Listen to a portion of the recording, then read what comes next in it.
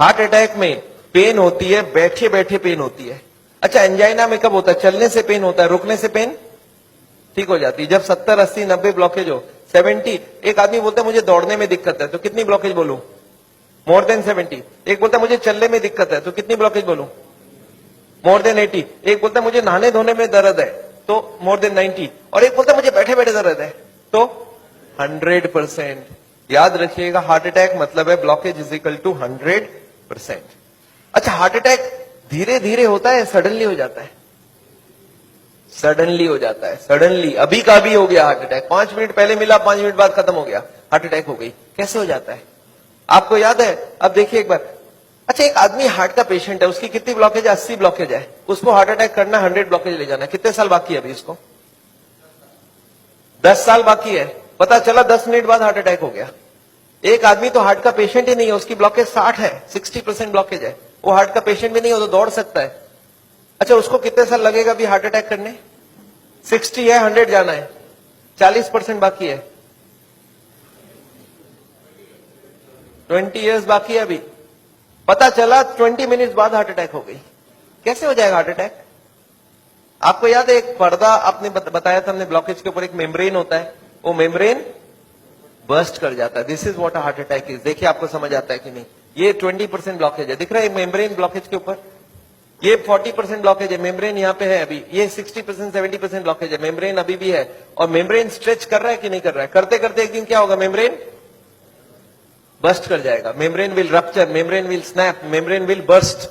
और जैसे ही membrane burst करेगा क्या होगा? यहां से केमिकल यहां आएगी, और यहां पे खून जा रहा है, इस खून में क्या होगा?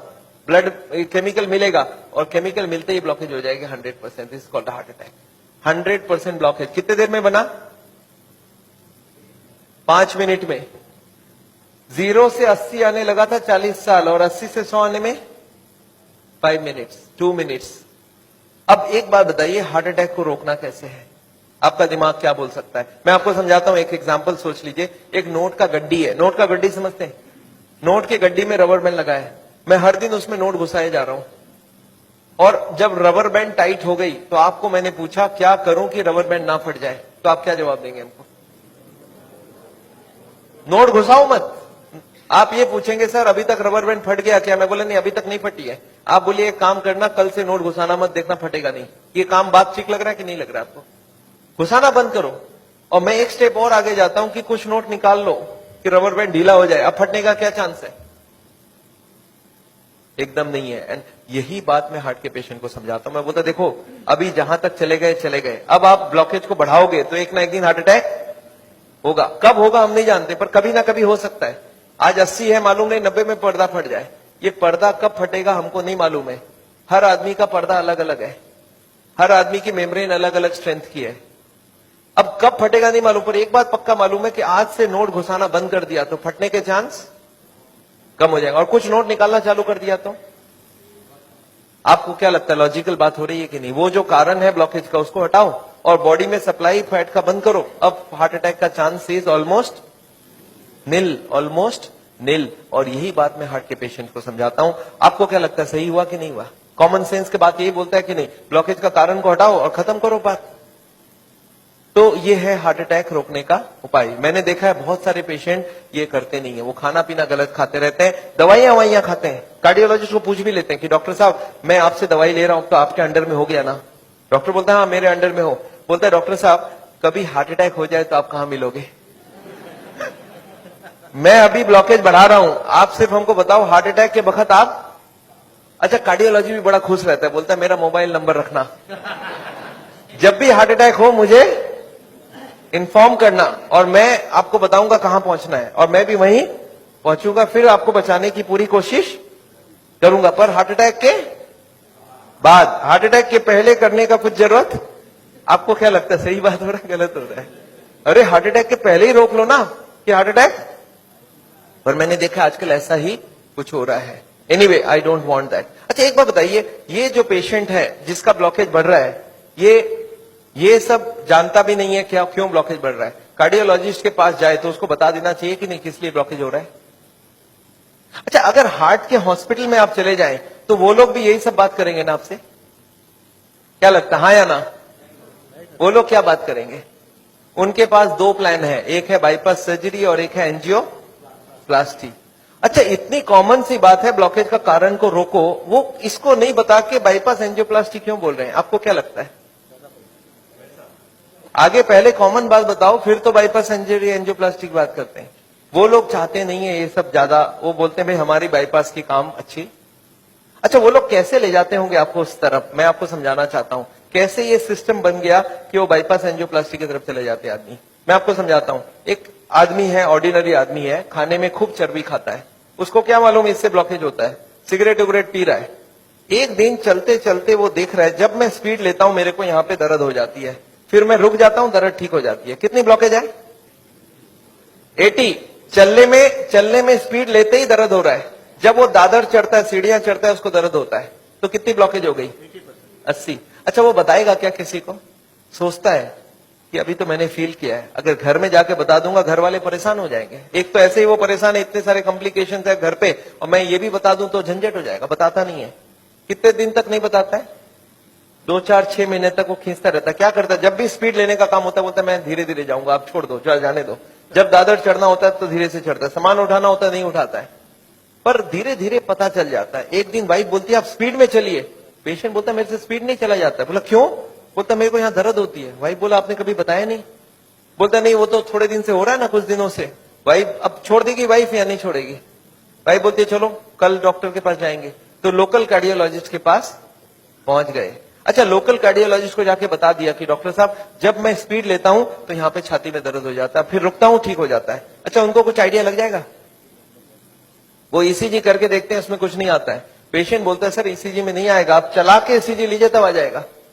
उसको मालूम है चलने से दर्द होता है, तो डॉक्टर स्ट्रेस टेस्ट कराता है, उसमें खराबी आ गई। अब इसका मतलब क्या हो गया? हार्ट की बीमारी है या नहीं है? ऑलमोस्ट पक्का हो गया। अब कार्डियोलॉजिस्ट क्या बोलते हैं? बोलते देखो आपको हार्ट की बीमारी हो गई है। पेशेंट घबरा जाता है, बोलते सब क्या करूं? बोलते एक काम करो, मैं एक हॉस्पिटल का नाम लिख के देता हूं, उसमें चले जाओ, और एक कार्डियोलॉजिस्ट का नाम लिख के देता हूं, उसके पास चले जाना, और वहां पे वो जाके एंजियोग्राफी करेंगे, उससे पता चलेगा ब्लॉकेज है या नहीं है, और उसके बाद वो बाईपास सर्जरी एंजियोप्लास्टी जो भी बोलेंगे वो सब करवा लेना। पेशेंट बोलता है इसका मतलब वो सब करा लो। बोला हाँ, जो भी निकलेगा उस हिसाब से करा लेना। पेशेंट बोलता है सर और कोई बात? बोला एक काम कर देना मेरा, उनको बता देना मैंने ही आपको वहां पे भेजा है। अच्छा, इसका भी कुछ फायदा है ना?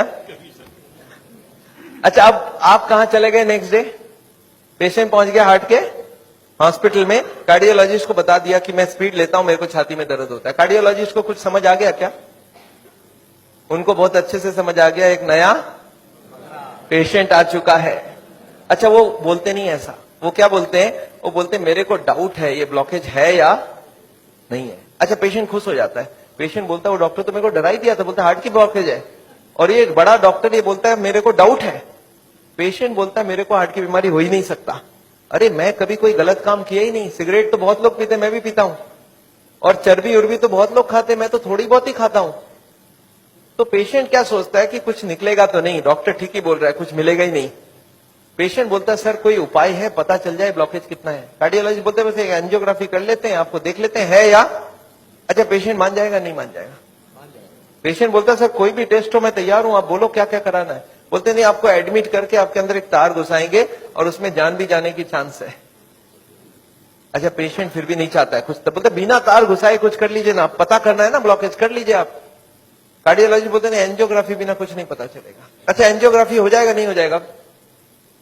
एंजियोग्राफी हो जाता है। पेशेंट बोलता है चलो एक बार करा लेते हैं, फिर घर जाके सोचेंगे ब्लॉकेज मिल तो जाए, देखे तो सही कितना है, फिर जाके घर में। अच्छा, पेशेंट प्लान कर लेता है।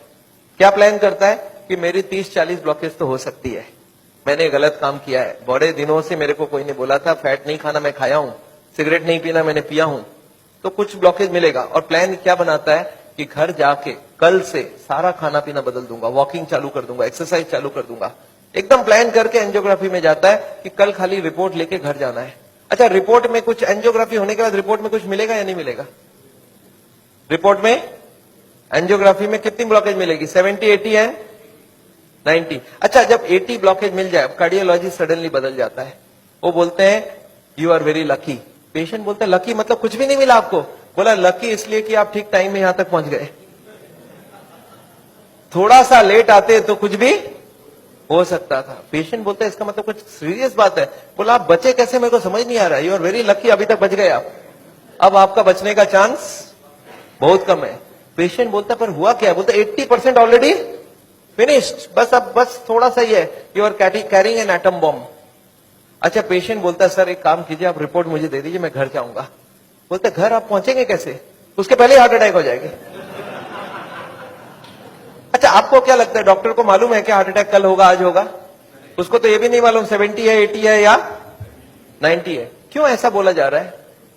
To create a fear. और फियर से क्या होगा? फिर ऑपरेशन के लिए इमीडिएटली, बहुत सारे लोगों को इतना बोलने का जरूरत ही नहीं हो, तो इमीडिएट तैयारी हो जाता है। हार्ट का सुनते हैं उसके मन में ऐसे ही डर रहता है, उसको ज्यादा डराने का। पर कभी कभी पेशेंट बोलता है सर एक बात बताइए, ब्लॉकेज तो कल भी था, ब्लॉकेज तो आज भी है, कल तक तो मैं सारा ही काम कर रहा था, ये पेन तो मेरे को बड़े दिनों से है, मैं अब तो पता चला हूं। तो आप एक काम करिए, मेरे को आप डिस्चार्ज कर दीजिए, मैं घर जाके फिर सोचूंगा। बोला नहीं, आप एक काम कीजिएगा, आप करवट भी लेंगे ना तो हमको पूछ लीजिएगा। पेशेंट बोलता है नहीं सर मैं तो घर जाऊंगा। बोला आप रुकिए, आपके घर वालों से मैं पूछता हूं। अच्छा, घर वाले बाहर कौन कौन वेट कर रहे होंगे? सारा खानदान वेट कर रहा होगा। वहां पे जाके क्या बोलना है कि patient is very critical, any moment he can die. आप बोलो मैं बचाने की कोशिश करूं और जाने दूं। अच्छा, आंसर क्या होगा? वाइफ क्या बोलेगी कि जिंदगी भर इन्होंने मेरे लिए किया, आज मेरे को चांस मिला, आज तो मैं ऑपरेशन। वाइफ बोलती है कोई चीज का भी, कोई भी कंजूसी हमें नहीं करना है, इनको तो बचाना। अच्छा, बेटा मानेगा कि नहीं? एक बेटा बड़ा समझदार होता है, बोलता है डॉक्टर को, डॉक्टर साहब एक बार बताइए, मैंने सुना है कोलेस्ट्रॉल की वजह से ब्लॉकेज होता है, इनका कोलेस्ट्रॉल हाई है, तो क्या करूं कि कोलेस्ट्रॉल कम हो जाए? खाने पीने में क्या क्या चेंज लाना चाहिए? अच्छा, कार्डियोलॉजिस्ट मान जाएंगे इनसे बात में, वो बोलेंगे you are wasting my time, he is dying and you are talking all this rubbish. अच्छा, तब तक और जितने परिवार वाले बोले नहीं नहीं ऑपरेशन होना ही चाहिए। मेरे एक पेशेंट ने बोला डॉक्टर साहब मेरे साथ पूरा ऐसे ही हुआ, मैं तो खाली एक बार टेस्ट कराने गया था और उसके बाद वो ऑपरेशन करके ही भेजे मेरे को वापस। मेरे एक और पेशेंट थे, बोले सर मैं फिर भी नहीं कराया, मैं निकल आया। मैं बोला आप निकले कैसे? बोला मैंने बोला मैं तो नहीं कराऊंगा, मुझे घर जाना है। वो बोले नहीं आप घर भी नहीं पहुंचेंगे। मैं बोला मैं लिख के देता हूं, मैं पहुंच जाऊंगा। फिर मैंने लिख के भी दे दिया, फिर भी वो जाने नहीं दिया। फिर मैंने लास्ट बोला, मैंने बोला देखो मैं करने तैयार हूं, पर प्रॉब्लम है मेरे पास पैसे नहीं है, आप फ्री का कोई ट्रीटमेंट हो तो करवा डालो। तब इन्होंने बोला कोई प्रॉब्लम नहीं, आप घर चले जाओ। फिर मैं जब घर जाने लगा तब फिर से बुलाया उन्होंने, बोला अब आप एक बार बताओ ये इतने पैसे आप कितने दिन में इकट्ठा कर सकते हो? तब मैंने बोला देखिए मुझे प्रॉपर्टी बेच के आना होगा, 2 महीना लगेगा। फिर मुझे 2 महीना उन्होंने टाइम दे दिया, बोला अब कोई प्रॉब्लम नहीं है, 2 महीने बाद ही ऑपरेशन होगा। आपको समझ आ रहा है ऑपरेशन कब रुक सकता है? दिस इज, मैं ये नहीं बोलूंगा सारे जगह एग्जैक्टली यही हो रहा है, पर इसका ही कुछ छोटा मोटा रूप ये हॉस्पिटल का सिस्टम है। पर एक बात मैं जानता हूं, हॉस्पिटल को ये चॉइस देना चाहिए पेशेंट को, देखो the blockage is so much, these are the reasons. आप देखो क्या चाहते हो, आप अगर अपने आप को बदलोगे तो ऑपरेशन रुक सकती है। आप नहीं बदलना चाहते हो तो मैं ऑपरेशन कर दूं, उसके बाद जाके बदलने का कोशिश करो। But the hospitals don't give chance, उनको मालूम है ये एक मौका है, ऑपरेशन कर लेते हैं, बट उसके बाद भी उनको यही करना पड़ेगा। लाइफस्टाइल चेंज तो पेशेंट को फिर भी करना पड़ेगा। मैं जानता हूं हार्ट के पेशेंट्स को मैं 3 चीज देखते दिखाऊं, एक तो दवाइयां हैं, एक बाईपास और एक एंजियोप्लास्टी। ये दवाइयां मैं आपको एक बार समझाना चाहता हूं दवाइयां क्या काम करती है, और another 10 minutes I will take. देखिए ये ट्यूब है जिसमें कोई ब्लॉकेज नहीं है, और ये 80-90% ब्लॉक है, दिख रहा है आपको? अब ये पेशेंट को चलने से दर्द होता है, एक दवाई ऐसी है जो दवाई देते ही दर्द कम हो सकती है। कौन सी दवाई है? सॉर्बिट्रेट, नाम सुना आपने? क्या करता होगा सॉर्बिट्रेट? देखिए क्या करता है Sorbitrate. This what is the action of Sorbitrate. क्या हुआ? ट्यूब चौड़ी हो गई, ब्लॉकेज वहीं की वहीं रह गई, ट्यूब चौड़ी हो गई, ट्यूब थोड़ा फैल गया, फैलते क्या हो गया? ब्लड सप्लाई बढ़ गई। पेशेंट बोलता है मुझे अब कोई दिक्कत नहीं है, पर यह दवाई का असर रहेगा 8 घंटे बाद, तो 8-8 घंटे में एक सॉर्बिट्रेट देनी पड़ेगी। एक पेशेंट मेरे को बोला मैं सॉर्बिट्रेट नहीं लेता हूं, मैं मोनोट्रेट लेता हूं। मैं बोला वो भी सॉर्बिट्रेट का ही भाई है। तो ये जितने भी सॉर्बिट्रेट है उनका नाम मैं आपको दिखा सकता हूं, these are all kinds of Sorbitrate and all. ये सब दवाई हम लोग दे देते हैं। सॉर्बिट्रेट, स्मो, आइसोडिल, मोनोट्रेट, नाइट्रोफिक्स, एंजिसेड, इम्ड्यूर, वेंजिकॉर, वेसोट्रेट, मोनोट्रेट, सॉर्बिट्रेट, मोनोसॉर्बिट्रेट, नाइट्रोकंटीन, वेसोप्रिन, मोनोस्प्रिन, इस तरह की दवाइयां हम हार्ट के पेशेंट्स को दे देते हैं। एनीवे, दवाइयां बहुत सारे तरह की मिलती है। एक होता है हार्ट की ऑक्सीजन की जरूरत को कम कर देता है, इसको बोलते हैं beta blocker, calcium channel blocker, फिर एस इनहिबिटर, ऐसे करके बहुत सारी गोलियां हम लोग हार्ट के पेशेंट्स को दे सकते हैं। I am not going to go into that detail. कुछ ब्लड पतला करने का दवाई भी देते हैं, आपने देखा है नाम, इकोस्प्रिन, कोल्स्प्रिन, एएसए, डेलिस्प्रिन, डिस्प्रिन, क्लोपिक्रेल, क्लोपिलेट, क्लोपिवास, सिरुविन, क्लैबिक्स, क्लोट्रेल, प्लाजरिल, स्ट्रोमेक्स, डीप्लैट, इस तरह की गोलियां हम लोग देते हैं ब्लड को पतला करने के लिए। पर ये गोलियां देने से भी पेशेंट ठीक नहीं होता है, तो इसके लिए मैं चाहता हूं वो लाइफस्टाइल चेंज करें, अपनी ब्लॉकेज को कम करें कि उनको देने की जरूरत पड़े ही नहीं। अच्छा, ये गोलियां इतनी खाएगी, इसके साइड इफेक्ट्स होती है क्या? अगर साइड इफेक्ट होती है कॉन्स्टिपेशन, तो कॉन्स्टिपेशन की और गोली दूंगा, और एसिडिटी हो जाए तो एसिडिटी की गोली दूंगा, और नींद ना आए तो नींद की गोली दूंगा। अच्छा बताइए, बीमारी ठीक हो रहा है कि नहीं हो रहा है? आई एम नॉट कीन, मैं जानता हूं दवाई आज जरूरत है, पर कल दवाई की जरूरत ना हो उसका बंदोबस्त करना बहुत जरूरी है। इसके बाद चलते हैं कि एंजियोग्राफी क्या चीज है। हॉस्पिटल में जाते हैं, एंजियोग्राफी करते हैं, और ये एंजियोग्राफी मुझे पसंद क्यों नहीं है मैं आपको बताना चाहता हूं। This is what is the problem with angiography. एक तार आपके पूरे बॉडी को स्क्रैच करके हार्ट तक लेके जाना है। ये तार यहां से जो घुसेगी, 1 metre wire is inserted into the body till it reaches the heart. It is a blind procedure. Blind मतलब क्या? आप घुसा दो, ये अंदर जाती जाएगी, और अगर अटक गई तो वापस खींच के फिर से ट्राई करना होगा। मतलब वो अंदर स्क्रैच करेगा ही करेगा, पूरे बॉडी को स्क्रैच करती है। वो लिखवा लेते हैं कि अगर हार्ट अटैक हो गया तो मेरी कोई जिम्मेवारी नहीं है, और ये पूरे बॉडी को ये पंक्चर भी कर सकता है। मैंने ऐसे ऐसे पेशेंट देखे हैं कि एंजियोग्राफी के वक्त ही डेथ हो गई। एंजियोग्राफी में पैर को काटना पड़ा अल्टीमेटली, क्योंकि वो पैर की ट्यूब को डैमेज कर दिया। तो एंजियोग्राफी मैं नहीं चाहता हूं। और उसके बाद क्या होगा? इनएक्यूरेसी अबाउट द रिपोर्ट, और उसके बाद pressure from the cardiac doctors for the next operation. Patient को लगता है मेरे को इमरजेंसी हो गया, बट इमरजेंसी प्रिसिपिटेट कराया जा सकता है। एनीवे, ये एंजियोप्लास्टी जो है, ये दो ऑपरेशन, दो चीज वो लोग करते हैं, एक एंजियोप्लास्टी, एक बाइपास सर्जरी। मैं एंजियोप्लास्टी 2 मिनट आपको समझाना चाहता हूं। What is this angioplasty? एक स्टेंट लगाते हैं, सुना आपने नाम? एक रिंग लगा देते हैं हार्ट में। What is this?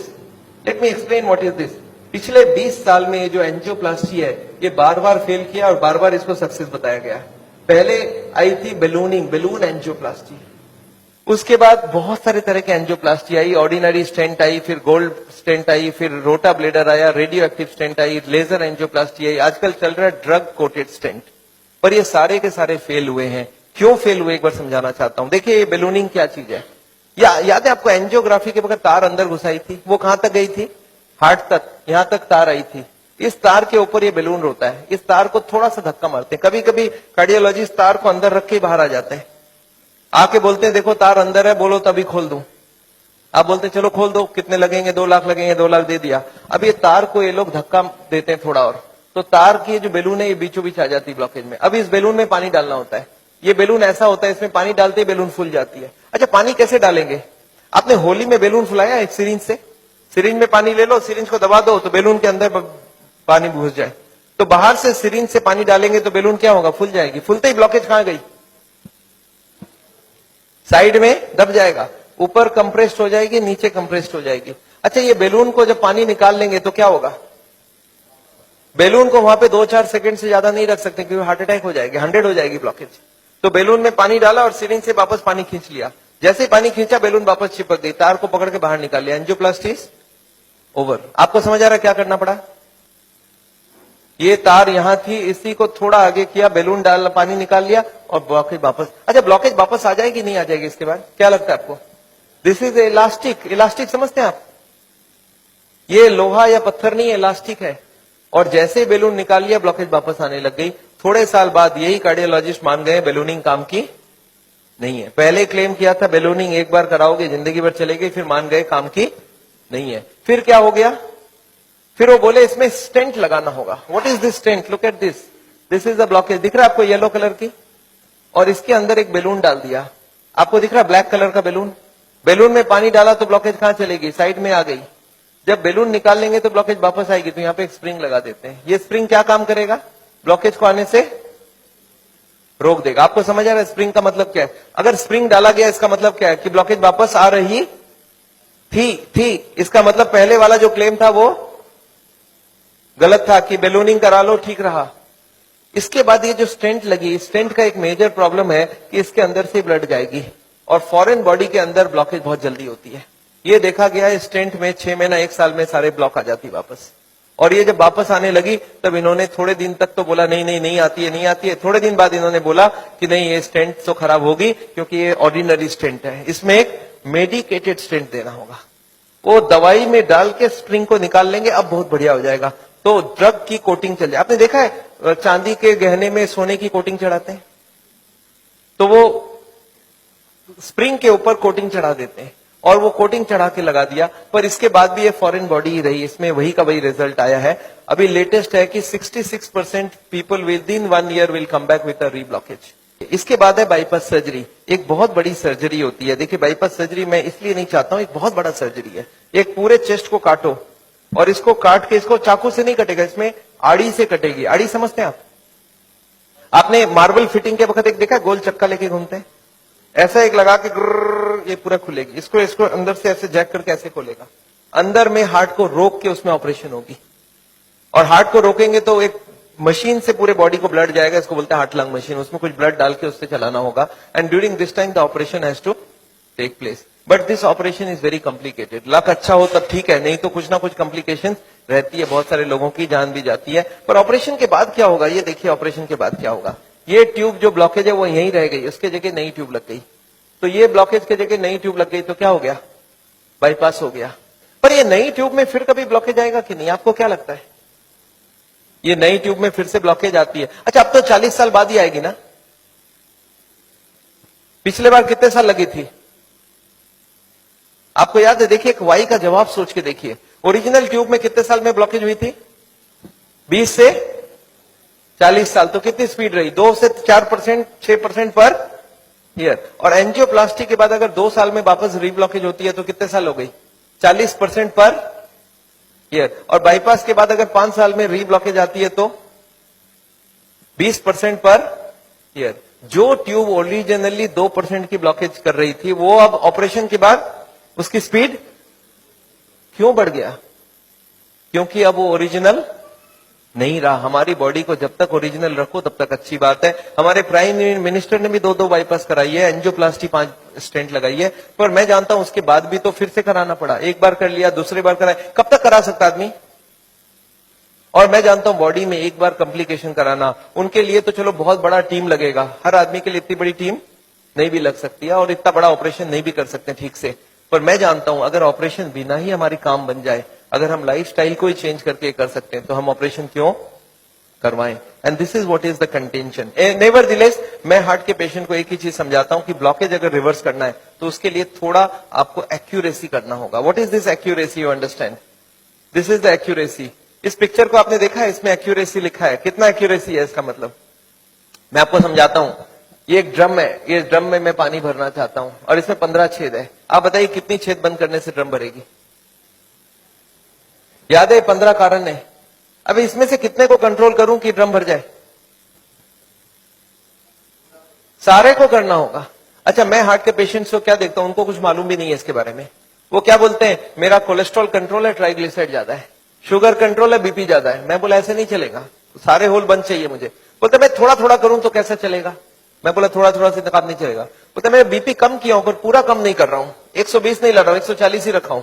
मैं बोला नहीं चलेगा, मुझे सारे फैक्टर्स एक साथ कंट्रोल चाहिए। हाँ इसके लिए शुगर, बीपी, कोलेस्ट्रॉल, ट्राइग्लिसराइड आपसे कम नहीं हो रहा, मैं दवाई देके कम कर देता हूं। पर स्मोकिंग आपको पूरा ही बंद करना होगा, खाने में तेल आपको बंद करना होगा, एक्सरसाइज आपको करना पड़ेगा, ओवरवेट कम करना होगा, खाना पीने में फाइबर ज्यादा डालना होगा। अच्छा ये सब संभव है क्या लोगों के लिए?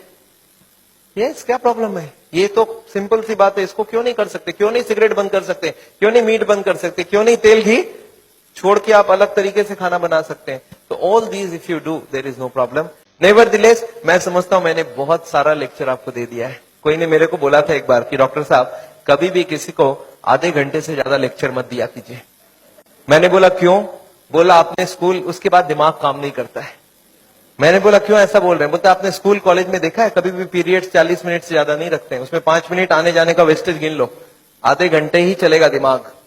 मैं बोला पर मैंने देखा आप टीवी देखते हो तो 2-3 घंटा देखते हो एक साथ। बोलते नहीं वो इंटरेस्टिंग हो तो दिखते हैं। तो मैं जानता हूं आप हमारे साथ बैठे हैं 2 घंटे के लिए और आपको जरूर इंटरेस्टिंग लगा होगा। मैं फिर से धन्यवाद देना चाहता हूं ये हॉल को अरेंज जिन लोग ने किया उनको, श्री माफत लाल जी को जिन्होंने आपके लिए ये लेक्चर कराया है। और अगर आपको लेक्चर अच्छा लगा है तो उनके लिए फिर से एक बार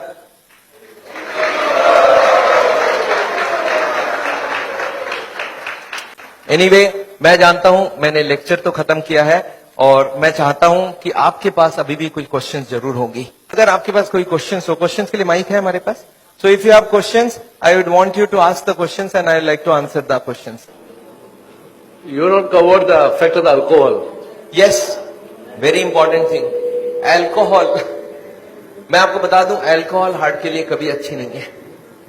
we don't recommend alcohol for the heart patient. क्यों? एल्कोहल में ग्लिसरॉल होती है और ग्लिसरॉल से ट्राईग्लिसराइड का रिश्ता होता है। ट्राईग्लिसराइड, ग्लिसरॉल होता है उसमें भी।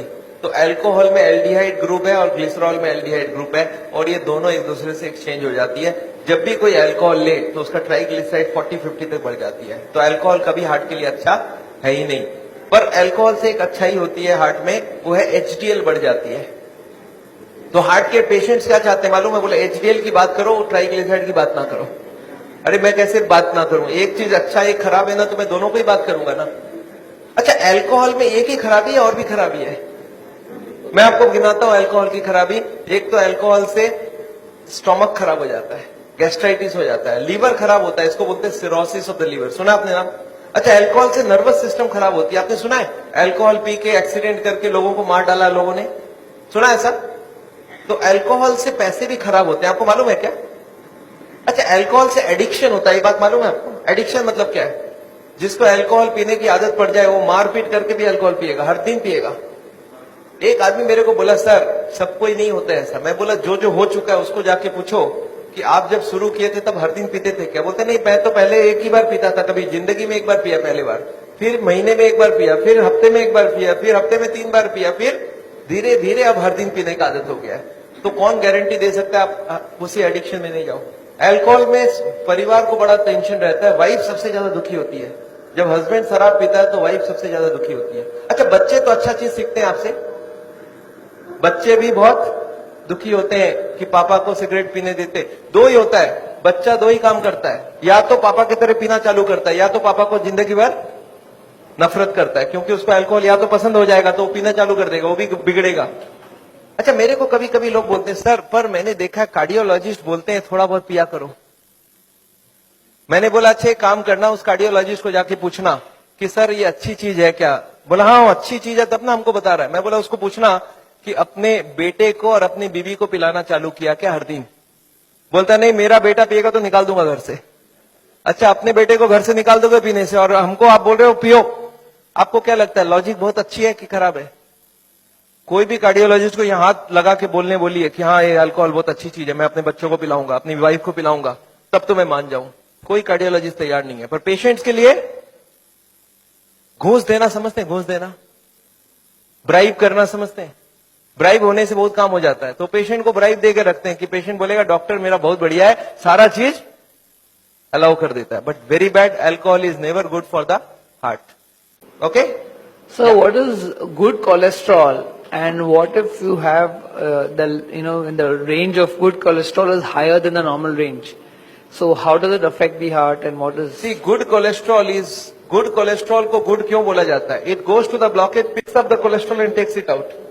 So good cholesterol if you can increase it is wonderful. We want more than 40. तो गुड कोलेस्ट्रॉल बढ़ाने का कोशिश करिए और इसके लिए बाजार में नहीं मिलता है। आप हमको ये नहीं बोल सकते सर 2 किलो मेरे लिए मंगवा दीजिए। गुड कोलेस्ट्रॉल आपकी बॉडी बनाएगी अगर आप खाना पीना ठीक रखेंगे। So is good cholesterol anyways related to fat also? I mean, it is coming from fat plus protein.